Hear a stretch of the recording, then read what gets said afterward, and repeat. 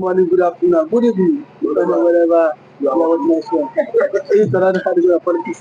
On the streets, you can subscribe to our channel. Like our videos, share, comment for more political discourse. It's about their news that the EU minister has reportedly signed the Biafra recognition into law, and that Donald Trump has halted the financial aid to Finland and Nigeria.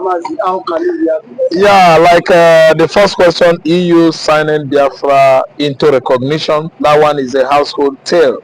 We know that one, yes, since 2017 actually, when a Nigerian military clique led by, I don't know the name of the man, led them into the community where nnamdikanu comes from. EU, they were watching live. I didn't know how nnamdikanu did it, but all I know is that palace was bugged with many CCTV cameras, and it was transmitting live, because we followed the events of things that year that EU member nations were themselves called, the one that called Buhari and said, Oga, we are watching you, we don't know what is going on, why must you be doing this? Because they watched nnamdikanu doing commentary as Nigerian military clique invaded his father's palace that day. He was commenting live, showing people how Nigerian military clique were buying his dogs, buying his boys. I don't know what to understand. And even about to sniff life out of him. He actually escaped through Azum Mili, Then again, I want to tell you this. Trump actually has, recognized Biafra. Trump. Yes, American government, because of Susan Willis, because of the American Attorney General of the Federation, that smart man. They have been following the events of this agitation for Biafra sovereignty of a thing, when Trump was about coming second time in 2020. Biafrans, they voted, in their great large number. They actually failed their nationality using the name Biafra, replacing Nigeria with Biafra. I don't really understand. The recognition started many years ago. Not only 4 years. I know during the war, it is only the Americans and Israel that supported Nigeria. Finland and Scotland were not left out. They were with us. What about Austria? Austria did. The Belgian country, Switzerland, and so on and so forth. All these countries, they recognize Biafra. But what made it taking up their recognition, the more was what just happened on September. Let me say, what month was that when the military invaded nnamdikanu's compound? They went to buy him, and from there, the second coming, when he was arrested, rendition from Nairobi, Kenya, that one made global, outburst news, and America began to recognize nnamdikanu the more. Even the EU, everybody were, asking, requesting for Tinubu, the certificateless Nigerian president that just left office, blockhead, to release an innocent man, that you don't rendition somebody from another country into your country without appropriate treaty or document or agreement met between the two countries. Tinubu, Buhari, they still refuse to allow nnamdikanu to go. So presently, nnamdikanu's incarceration is what makes it the more, that America and the EU member nation recognize Biafra than ever before. So what I'm trying to say is recognition of Biafra by United States of America. I think it has been a very long time. But what about the financial aid? The financial aid, Trump said to cancel financial aid to Nigeria and to Finland. Yes, see, listen good. The only thing that will save Finland is allowing Ekpa now.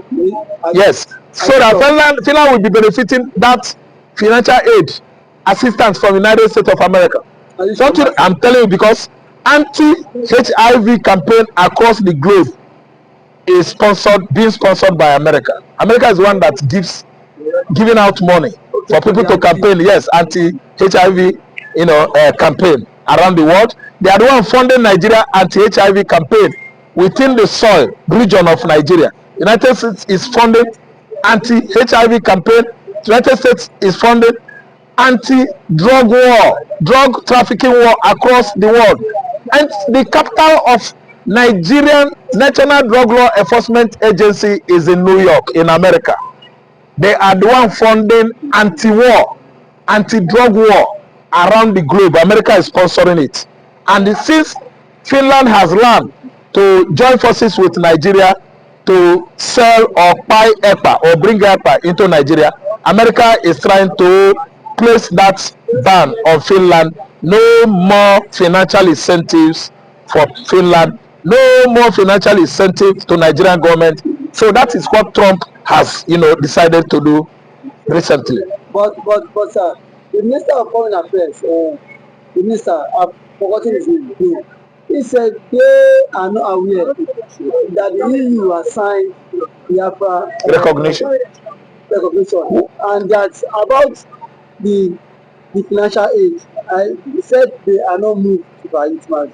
Yes, financial aid, they are not moved because they are busy sharing our crude oil money.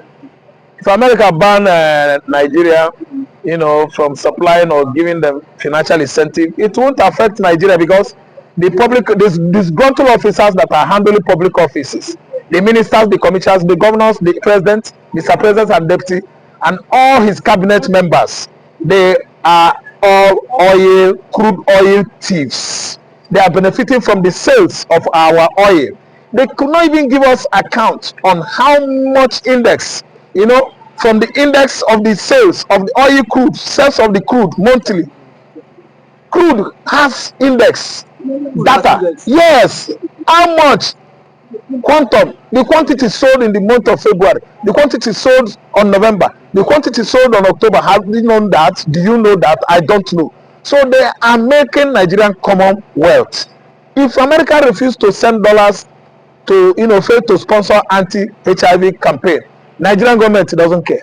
There are many ways. What about diaspora remittance? Do you know how much that is coming into this country? Has Tinubu ever told you what he's using the money for? Or did the Buhari even make mention of it? Nigeria is voting from everywhere. They don't care. What we are talking about is embargo, thorough embargo. Ban Nigeria, ban the governors. As United States of America has banned all the southeastern governors from coming into Southeast, failure to release nnamdikanu. That was what Nigerians, Biafrans in America worked for. I'm telling you, they work hard for that. That all our southeastern governors will not be flying into the United States of America anymore. Now, quick one. All people has replied the US veteran saying they are enemies of the Hebos. He will run go to hell when he finishes. The enemies of Hebos is either he goes to Britain or he goes to which country that can harbor a madman, a wicked man like that. It might be maybe Korea. I don't know what I understand. Because it's accused American veterans that they are the enemies of Hebos. Hope Uzodinma himself is the monster of the Igbos. Because no. Hope Uzodinma has been so wicked. He has been, at least over the years, annihilating and buying Igbo youths. All the youths in his community right now, as I'm talking to you, are living in the bushes. Some vacated Igbo land totally. Yes, it's because of Hope Uzodinma. What word are we using? When a man behaves so monstriously, we call him a monster. If a man begins to turn against his kinsmen, buying all of them, what do you expect us to call them? To call such man? Hope Uzodinma is actually, hopefully, the most monstrous enemy the Igbos have ever had. He is the one that is an enemy of the Igbos. Okay, thank you. Thank you. You're welcome. Aisha Isufu has taxed Imo State Governor, Enugu State Governor, Anambra State Governors. Stop blaming government. You are the CEO of your state. You are the executive governor. Now, since you go to Abuja to collect money, then take responsibility for the insecurity in your state. What do you have to say about it? Now, thank you for that wonderful question. I think being the governor of the state, you have every power for you to make sure that you get security votes from the federal government. By so doing so, what are the governors doing with this money? Stop coming out to tell the people that there is insecurity in my state and that unknown government have been killing. The government need to take action and put an end to all this and stop apportioning blames.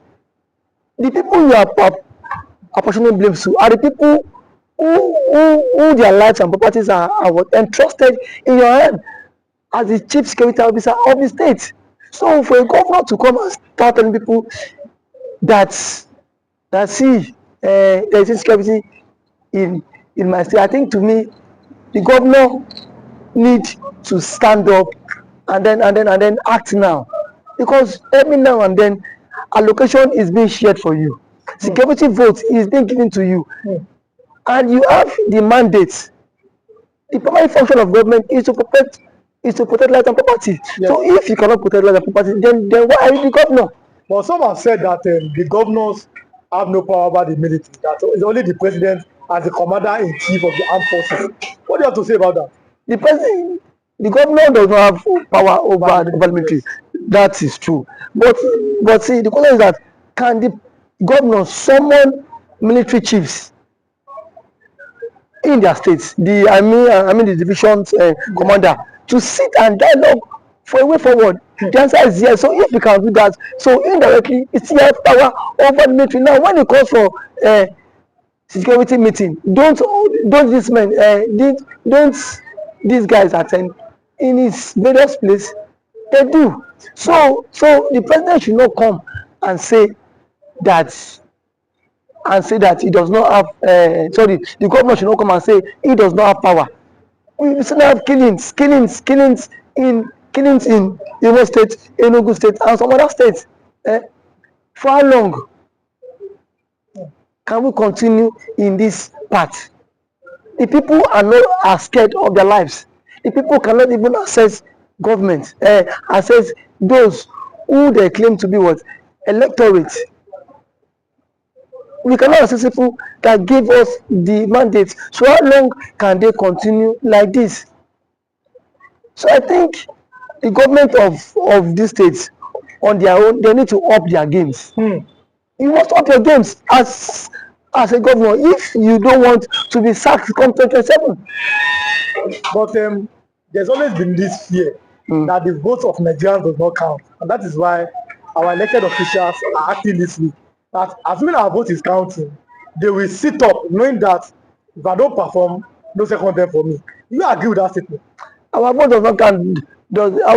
I cannot say if our vote count or not, because I have not conducted any election. So what I'm to say is that people have lost confidence in the INEC, in the power. The reason why they've lost You've lost confidence because so many persons have seen the case of Hope Uzodinma when he but reason best the court knows why he had to give it to him. But someone who came forth in the election was uplifted and then he came forth. So the court cited some reasons which Hope Uzodinma became the governor. Reason best known to them. I am not in a position to speak for the court. But one thing is that INEC needs to be the trust of Nigerians again. You saw what happened in last election. As allegedly reports that result was changed in the RF quarter. So I don't know how true that allegation is, but see, it has been going viral.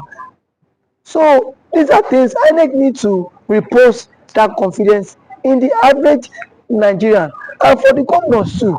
How much is being given to you on a monthly basis? If you get money on a monthly basis, then why don't you make sure that these people who gave you the mandate to protect them, you can as well protect them too? Because the people cannot always be one-sided every time. The people need to benefit from the dividends of democracy, and when they have to benefit from the dividends of democracy is by what?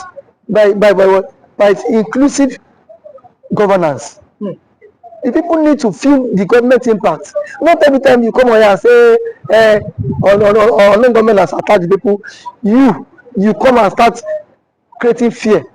These governments are even creating fear in the life of the ordinary man. We've seen the governor of Enugu State who has declared that Monday is no longer a sit-at-home in Enugu State. When people are saying that, you are seeing that as because you're the governor. can you come and secure our lives? I mean, the other people, because you see this sit at home every Monday. Some are doing it maybe out of respect for nnamdikanu, but some are doing it out of fear. It is two ways. People are telling the governor, please find a way to secure that police cannot be everywhere. What do you think? Because sit at home every Monday, it might be affecting the economic activities in the southeast. What do you think that the governor can do, or the governors in the southeast can do? Thank you for that one. I think sit at home every Monday is a commensurate to honor the Mazi Nnamdi Kanu, who has been in incarceration for 4 years now and still counting. But what I want to say is that when there is a conflict in the land, the president himself needs to address this issue of Kanu. Let Kanu issue be settled out of court. If what Kanu is the son of the president, as a son, you can go, you can have a different view or different ideology and philosophy from what your father had. But why can't you, as a father, have you reached out to Kanu himself? And what I felt that the president ought to have done was, why Kanu was in decision, go and meet, let them bring Kanu to you, DSS. Sit down with Kanu, have a round table discussion with him. But do you think that's possible? Because we saw You see, my Buhari, he could not freedom. Buhari is different. See, So these are two different people. Yes. If you want the security apparatus cannot be everywhere, and these guys are what, overstretched. Yes. These guys are also overstretched. So the president is the father of the nation. Yes. Since the president is the father of the nation, he should at least reach out to this guy, even to the Ohaneze Igbo. Whenever he will want to invite some Igbo politicians and some Igbo stakeholders to sit on a round table and discuss with Kanu. You have conditions, give him the conditions. Send it to him. Because you see, this is the only way this thing about marginalization can stop. And the truth of our matter is that the Igbos are heavily marginalized in the country. And that is what, and that has breed a whole lot. But do you think that giving them an opportunity, or yes, that's an opportunity, or finding a way, a consensus in 1999, Nigeria had a consensus on making a Yoruba man a president. In 2007, Nigeria had another consensus to make another man to be president. Do you think that Nigeria finding a way or making a consensus to make an Igbo man the president is going to make that marginalization or the agitations go down in the south? Making an Igbo man be the president would at least work to some extent. It will help this issue of marginalization reduce a very long way, because if the Igbo man is the president, Peter Obi, you will not watch Peter Obi allowing Nnamdi Kanu to languish in detention, even if, because yes, that is his brother from his tribe. They are from same tribe. No, so why was Senegbo released? It was let's go. Yes. So to some extent, it will help a long way. And as an Igbo man, he will speak in the language that the Igbos. Now I am one of your sons. Yes. You don't have any right to agitate. Yes.